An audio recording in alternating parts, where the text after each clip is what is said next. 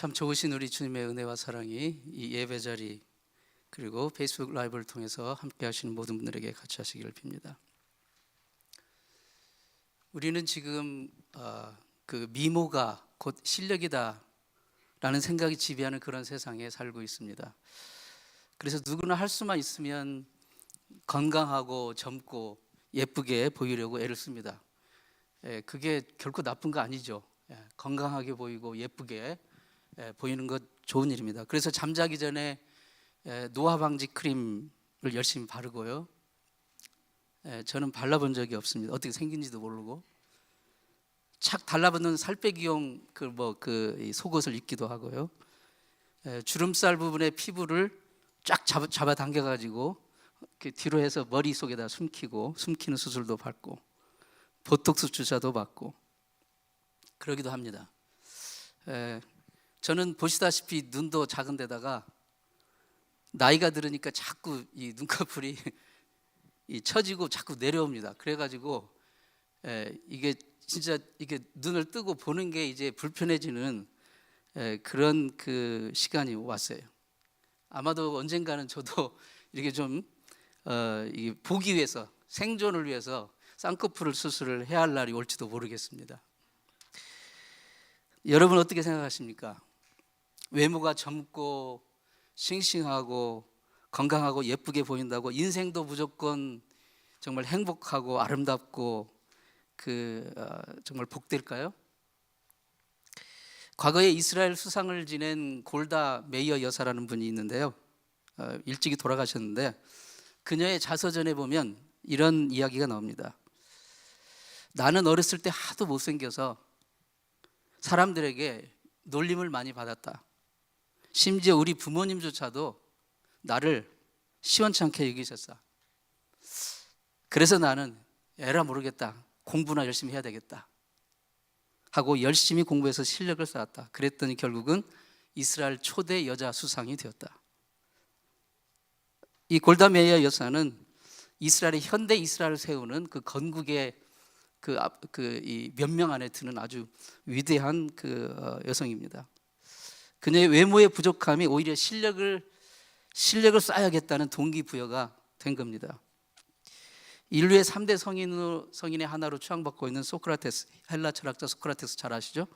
얼굴이 울퉁불퉁하고 눈도 작고 키도 작고 정말 당시 아테네에서 가장 못생긴 남자 중 하나로 많은 사람들이 그 얼굴을 가지고 놀리고 조롱을 했다고 그래요.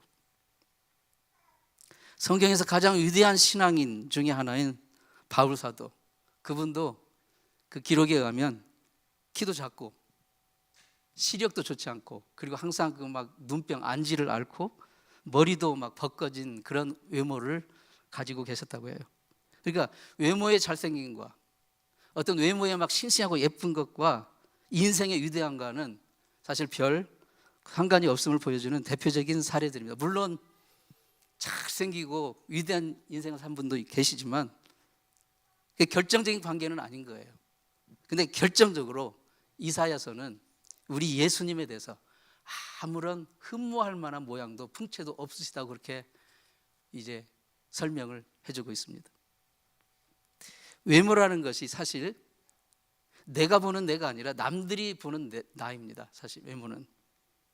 그러니까 남이 보는 나의 모습에 너무 신경을 쓰면 그게 자꾸 체면이 되고 그게 지나치면 허영이 되고 그게 굳어지면 위선이 되는 거예요.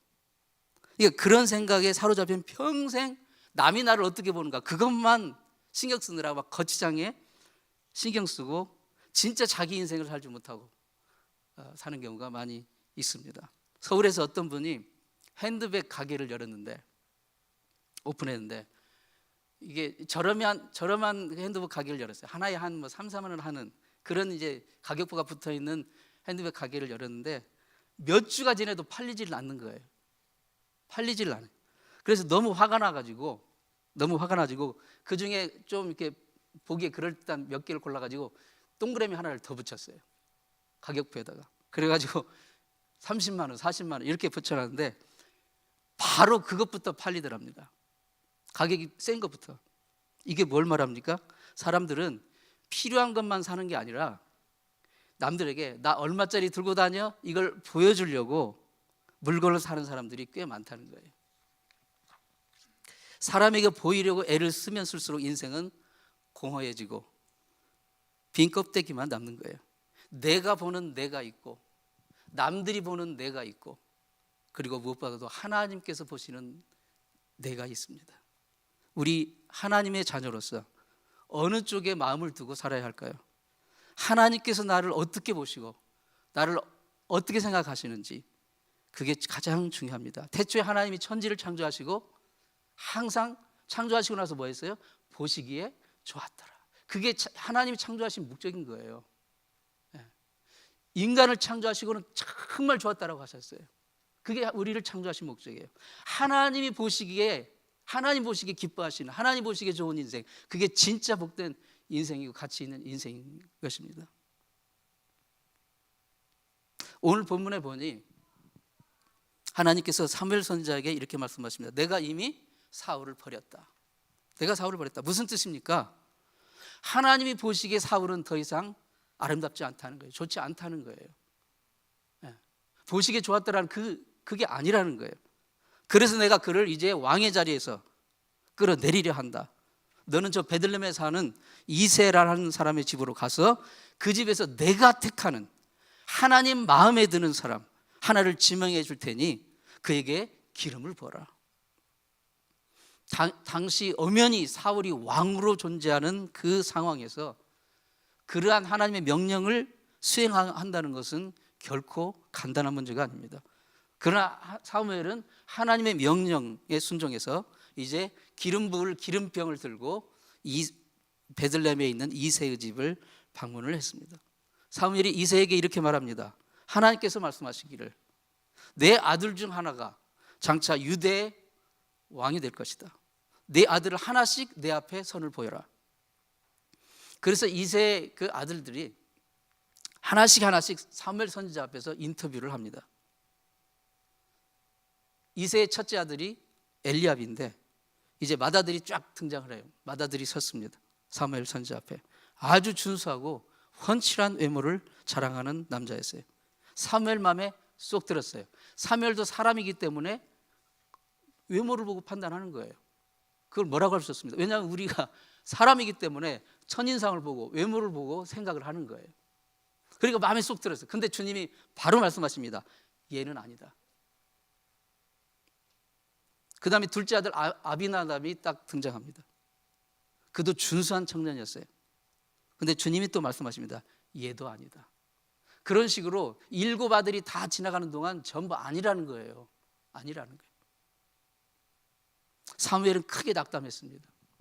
아니 이렇게 준수하고 훌륭한 이런 젊은이들을 아니라면 누구야?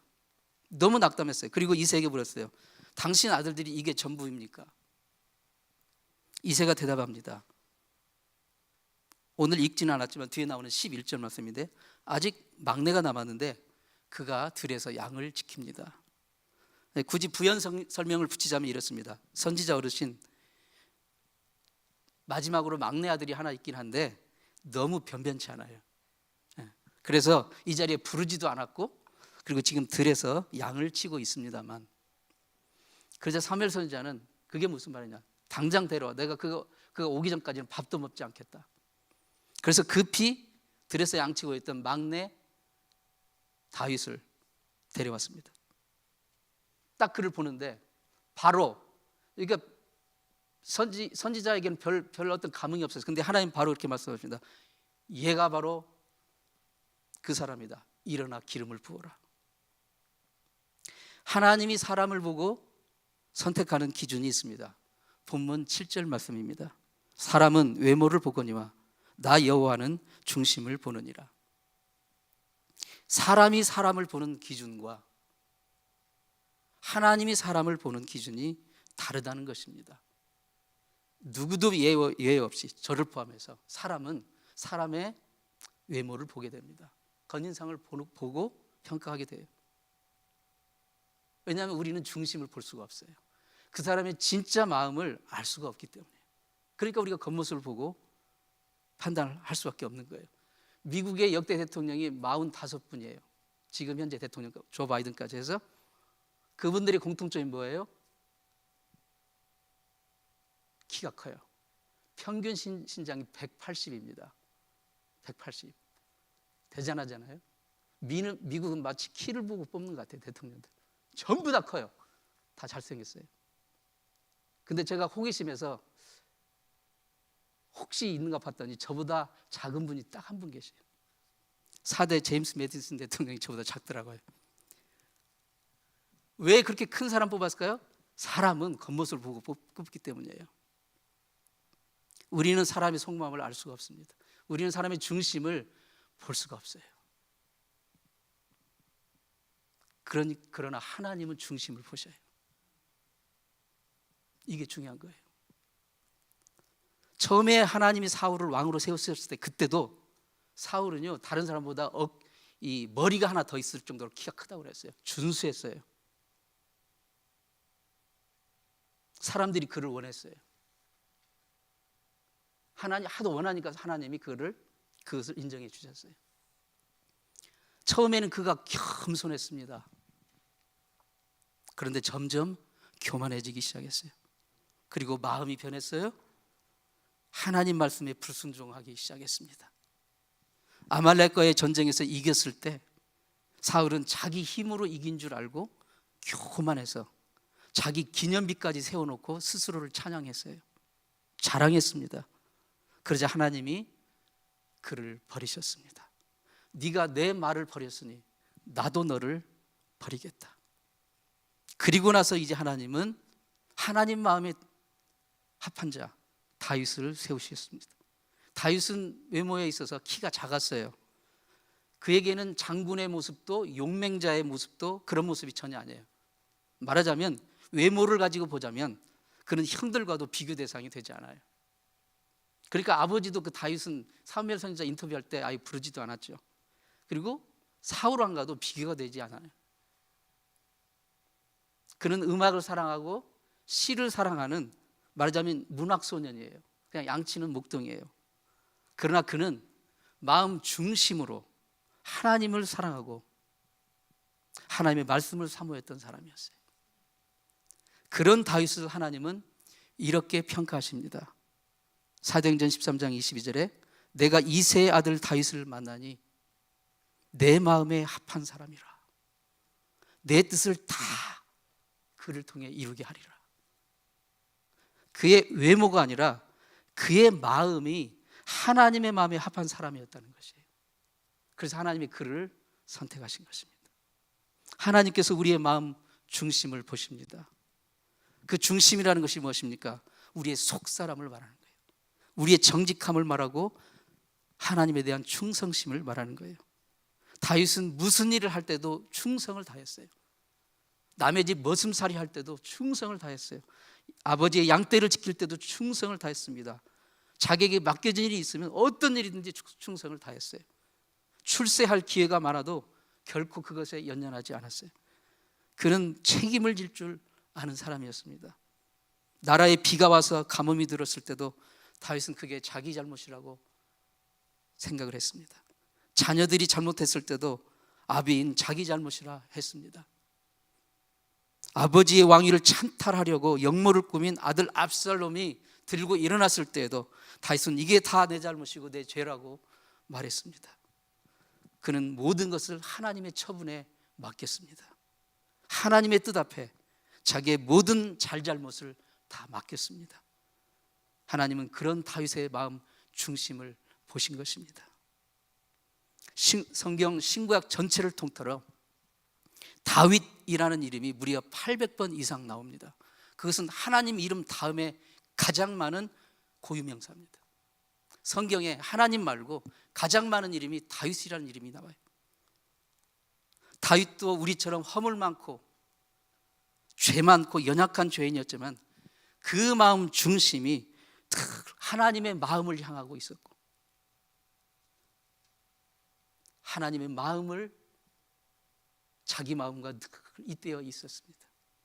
다윗이 평생 저지른 잘못과 허물을 다 판다 해도 그의 허물을 다 쌓아놓는다 해도 하나님이 그를 보신 내 마음에 합한 자다. 이 한마디 속에 다 덮어지는 거예요. 우리 예수님은 사람을 외모로 취하지 않으십니다. 하나님이시기 때문에.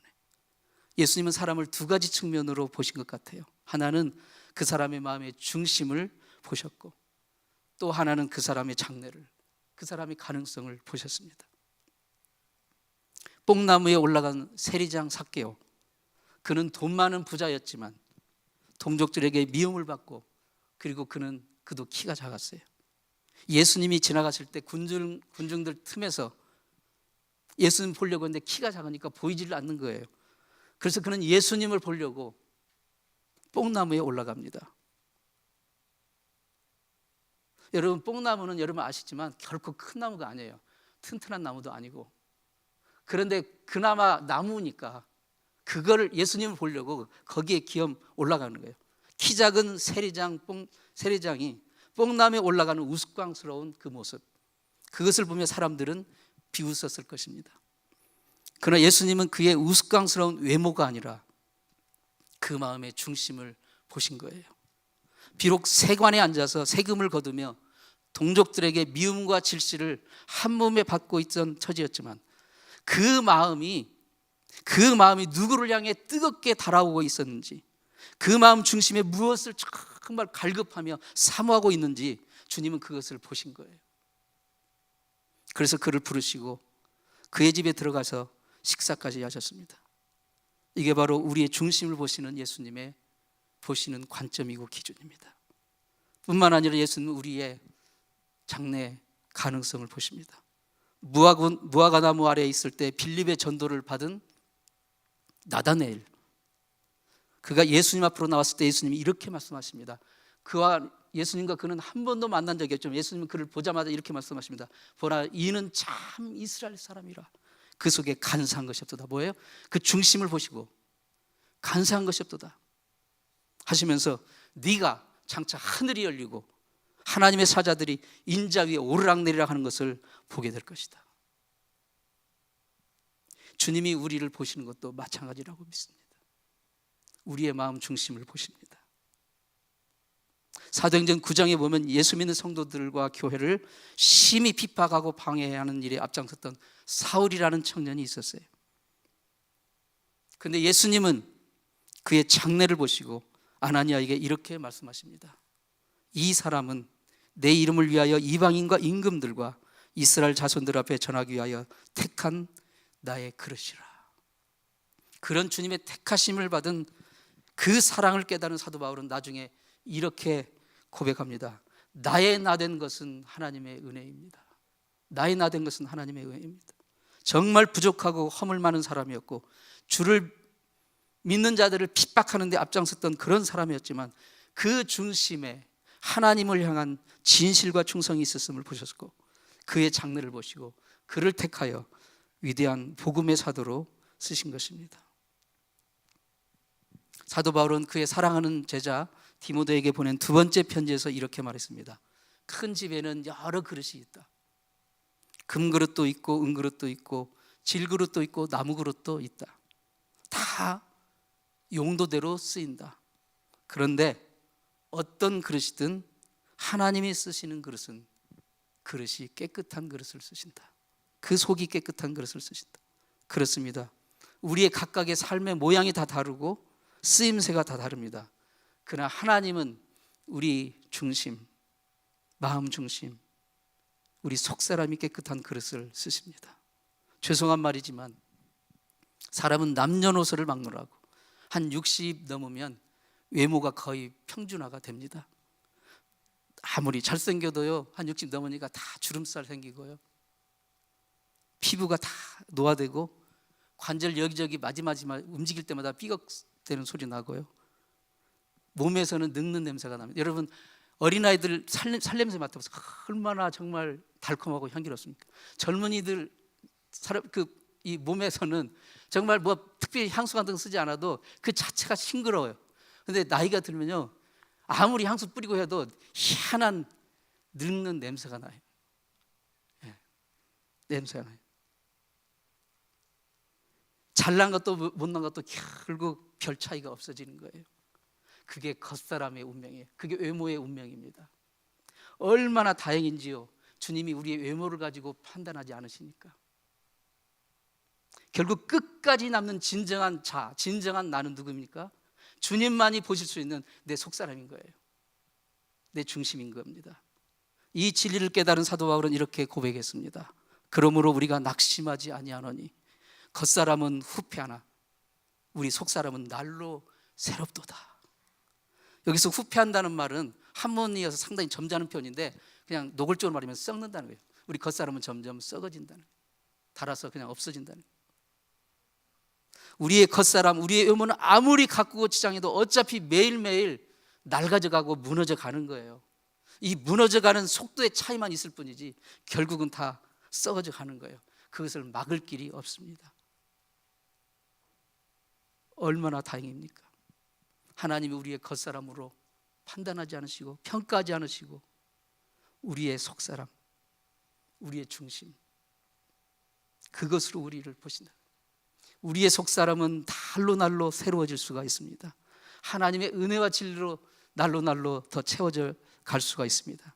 하나님이 우리의 속사람, 우리의 마음의 중심을 보시고 야, 내가 너를 보니까, 네 속사람을 보니까 너무 기쁘다, 너무 좋구나, 너무 아름답구나, 내가 너를 정말 귀한 그릇으로 쓰고 싶구나 하실 수 있는 그런 복된 인생 되시기를 진심으로 축원합니다.